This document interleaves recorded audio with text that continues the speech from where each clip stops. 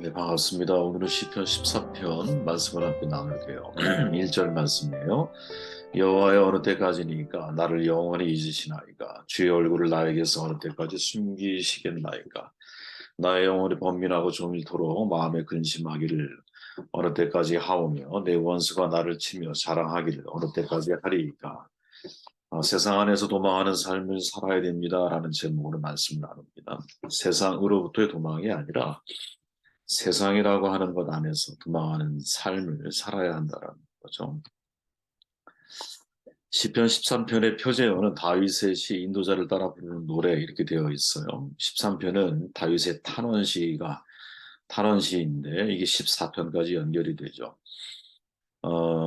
다윗은 이 시를 통해서 자신의 입장을 정확하게 표명을 하고 있는데 이 시의 배경을 가만히 조사를 해보면 사울 왕에게 쫓겨 다닐 때 지은 것으로 여겨져요. 1, 2절이 이렇게 증언하죠. 여호와의 어느 때까지니까.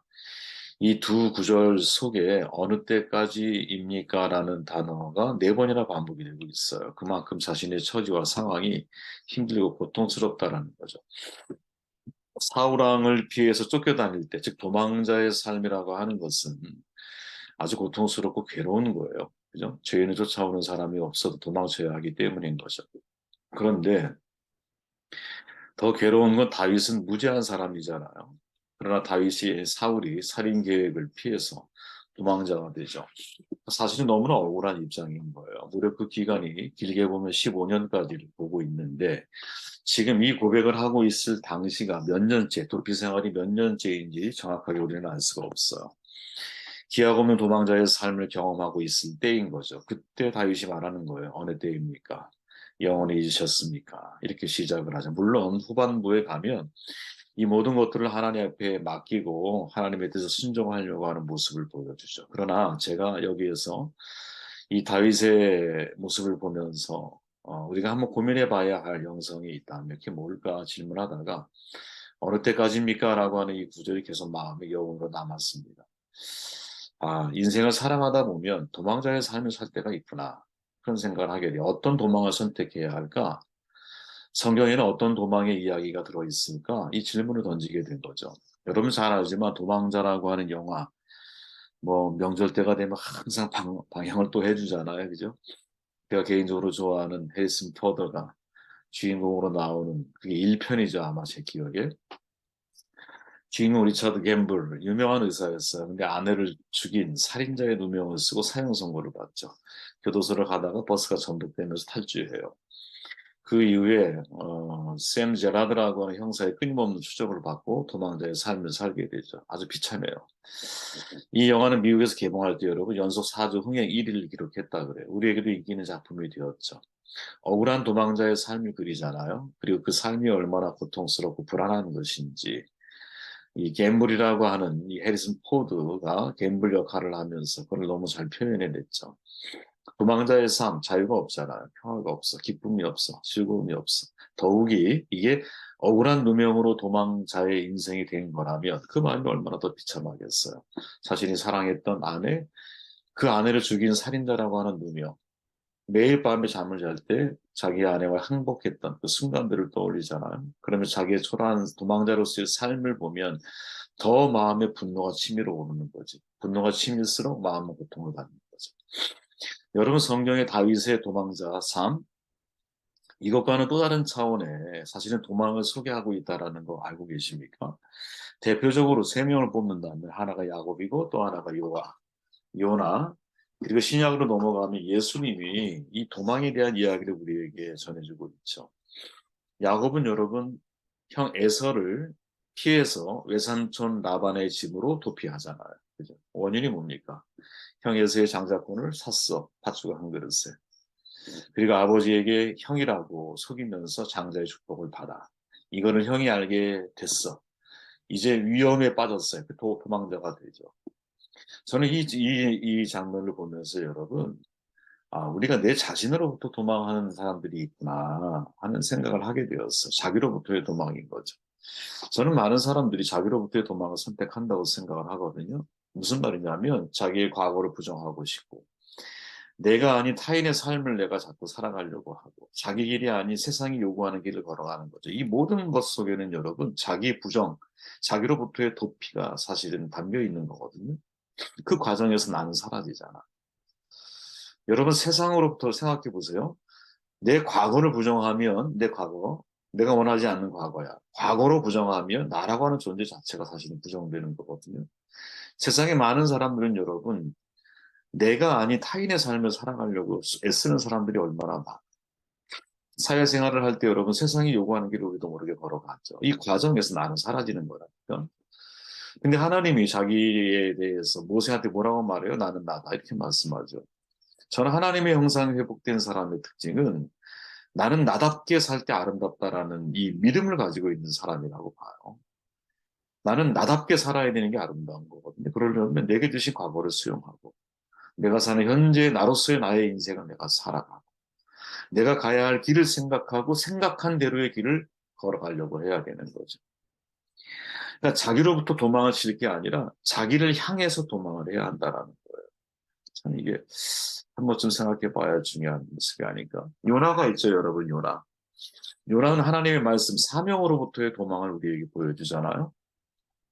니네 성에 대한 구원 계획이 있어. 거기로 가래. 근데 네 요나는 싫어. 그래서 하나님 말씀을 거부하고 다시스로 향하는 배를 타. 그리고 마침 출항할 준비가 되어 있는 배였어. 그죠? 그리고 그 배를 타는 순간 도망자가 되는 거죠. 근데 신기한 거, 재밌는 건 뭐냐면, 도망자인 요나의 마음이 편치가 못하다라는 거죠. 마음의 불안이 있어, 두려움이 있어. 왜? 자기 자신의 내면, 하나님의 말씀에 대해서 진실하지 못하다라는 것을 자기가 알아. 그래서 배의 제일 밑층에 내려가서 잠이 들어요. 폭풍이 일어나요. 바다에 던져진 인생이 되죠. 그리고 물고기 뱃속이라고 하는 어두컴컴한 삶을 살아가게 되는 거예요. 저는 여러분, 이 전체적인 이 그림을 놓고 보면 사명을 등진 그리스도인의 인생의 자화상처럼 느껴져요, 이게. 폭풍 이는 바다에 던져진 삶, 어두컴컴한 인생 길. 이것이 사실은 사명을 등진 사람의 역설적인 자화상이 아닐까? 이게 그렇지 않을까요? 빛을 피해서 외면하고 돌아서면 어둠으로 가는 것 길밖에 더 있겠어요, 그죠? 자, 사명의 정반대로 가고자 하는 요나, 요바로 가죠. 그러면 우리의 생각에는 다시스로 가는 배가 없든지 뱃삭이 부족하든지 아니면 다시스로 갈 수 있는 모든 경로가 막혀야 되지 않을까. 근데 이상하게도 요나가 요바에 갔더니 때마침 다시스를 가는 배를 만나버려요. 거기에 자리도 있어. 그죠?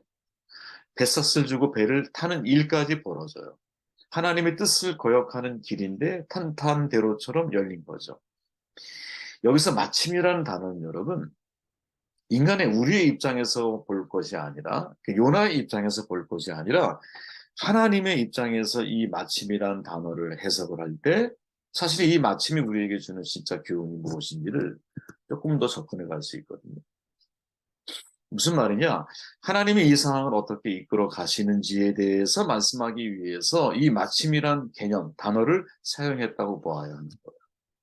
하나님의 뜻을 어기고자 하는 요나, 마침 이런 일들이 일어나 일들이 풀리는 것이 어떤 결과를 불러오게 되었는가, 이걸 기억해야 한다. 더 쉽게 말하면 여러분, 내가 하나님 말씀으로 도망하고 있음에도 마침 나에게 좋은 일이 벌어지고 있다면 그것은 여러분 축복이 아니라 신앙의 내리막길을 향해서 내려가는 중이라는 사실을 깨달아야 한다. 마침 내가 사명을 알았는데, 사명을 들었어. 어떻게 살아야 하는지를 내가 깨달았어. 그런데 마침 내가 그걸 피할 길이 나에게 준비되어져 있다면, 여러분, 그거는 어둠의 길을 향해서 가는 거예요. 폭풍우를 만나는 길을 선택한 거예요. 네. 사명을 직면하는 것을 두려워하면 안 되거든요. 사명을 감당하는 것 속에 자유가 있는 거야. 우리가 사명을 피해가면 여러분, 행복할 것 같아. 또 마침 길이 그쪽으로 열릴 수도 있어.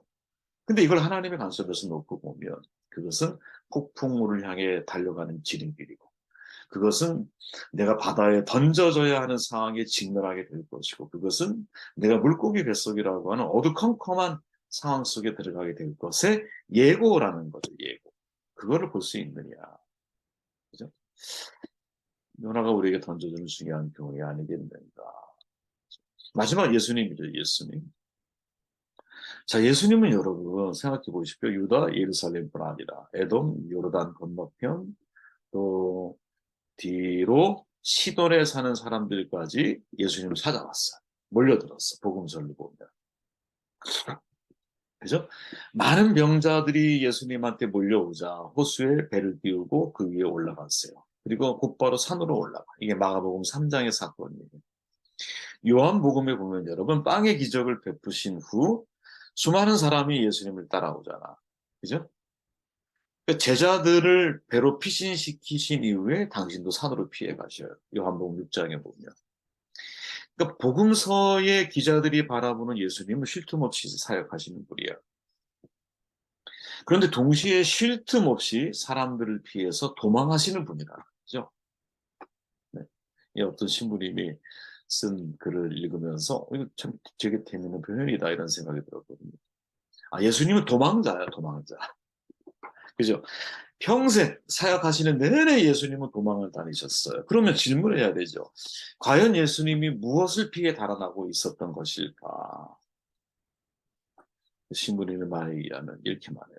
광야에서의 빵의 유혹은 단순한 빵의 차원을 넘는 물력으로부터의 도망이었고, 인자는 머리 들고 쫓아왔다라는 말씀처럼 안락한 삶으로부터의 도망, 왕으로 모시려는 사람들을 피하시는 모습에서 드러난 권력과 지배욕으로부터의 도망, 바리새인 사람들과의 마찰에서 보여지는 불의와의 타협으로부터의 도망, 수제자가 간청하는 안전한 삶으로부터의 도망, 어머니와 친척들의 간곡한 청을 끊어내는 사사로운 인정으로부터의 도망, 심지어는 하나님의 뜻을 거역하고 싶은 자기 자신의 뜻으로부터의 철저한 도망이다. 여러분 머릿속에 그려지죠? 예수님은 수제자들을 이 간곡한 부탁을 해도 안전한 안락한 삶에 대한 것으로부터 도망하고 왕으로 세우실 때 도망하고 그죠? 심지어 내가 살고 싶은데 이 나의 이 의지로부터 나의 욕망으로부터 도망하시고 그죠?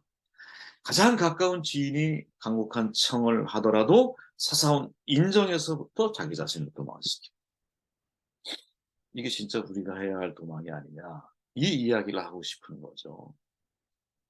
여러분 악마를 디아블로스라고 그러죠. 정이라고 하는 단어를 디카이오 쉬네라고 그래요. 근데 히라보 어원에 들어가 보면 여러분 이 어원이 같아요. 그러니까 악마는 형태를 달리하며 인간에게 다가오는데 언제나 이 악마, 유혹자는 우리를 유혹하는 이 유혹하는 악마는 정의의 옷을 입고 그럴듯하게 우리에게 나타난다는 거지. 상당히 중요한 의미가 있지 않을까요? 악마는 항상 정의로운 옷을 입고 우리에게 나타나. 그죠? 여러분 기적을 보고 왕으로 세우자라는 게 뭐가 나쁜 일이야. 베드로가 예수님의 길을 가로막고 예수님 그러면 안 돼요. 당연히 제자로 살 수 있는 말 아니겠어요? 그죠? 좀 안전한 삶을 살아가세요. 이게 뭐 나쁜 이야기예요. 내가 좀 살고 싶어서 내 뜻이 이루어지기를 간구하는 게 뭐가 나쁜 일이에요. 그런데 중요한 것은 항상 우리를 유혹하는 유혹자는 정의의 옷을 입고 우리에게 다가온다는 거지. 그렇게 예수님의 삶을 가만히 놓고 보면 예수님의 이 도망자로서의 삶은 비겁한 도망자의 삶이 아니에요.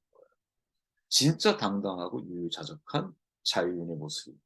쫓기는 삶이 아니야. 내가 스스로 자진해서 피하고 내가 스스로 자진해서 내버리고 그죠? 내가 스스로 자진해서 절단해 버리는 거죠.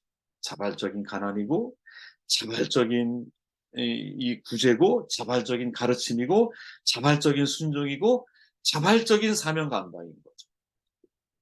여러분 최근에 교육 과정에 도입된 최근에 이제 이제 학교에서 이루어지는 교육의 핵심 가치로 얘기하는 게 뭐냐면 자율성에 대한 거를 아이들에게 최근에 많이 가르치거든요. 자율성.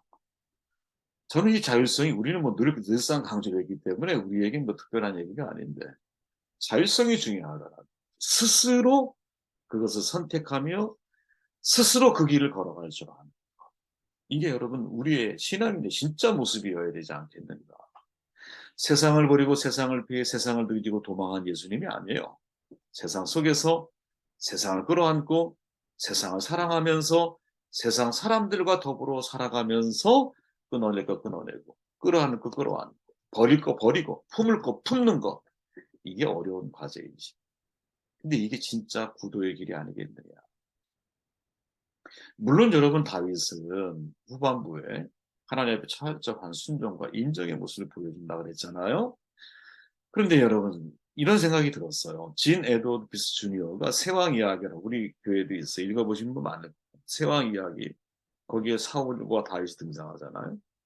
그 내용을 읽어보면 다윗의 도망자의 삶, 이 삶이 사실은 다윗 안에 있는 미래의 사울을 죽이는 시간이었다라고 이야기해 주거든요.